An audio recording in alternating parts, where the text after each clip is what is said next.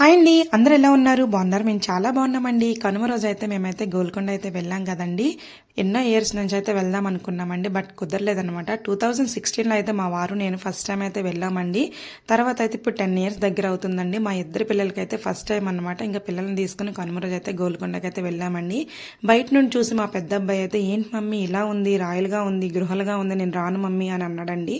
ఇంకా మా బాబుకి అయితే నేను గోల్కొండ గురించి చెప్తా నాన్న, చాలా బాగుంటుందని చెప్పాను. వన్స్ మా బాబు అయితే లోపలికి వచ్చాక, మమ్మీ చాలా బాగుంది మమ్మీ, అసలు గోల్కొండ అంటే ఏంటి మమ్మీ అని అడిగాడండి. గోల్కొండ దుర్గము అనేది, గోల్కొండ అనేది మనకి గొల్లకొండ అనే తెలుగు పదం నుండి అయితే వచ్చిందండి. మొదట కాకతీయుల పరిపాలన నుండి క్రీస్తు శకం 1363లో ఈ దుర్గం అనేది బహుమని సుల్తాన్లు అయితే వశం చేసుకున్నారండి. వారి పతనాంతరము కుతుబ్ షాహీ వంశస్థాపకుడైన సుల్తాన్ కూలీ 1518లో అయితే గోల్కొండను రాజధానిగా ప్రకటించారండి. 1543 వరకు పరిపాలించారు.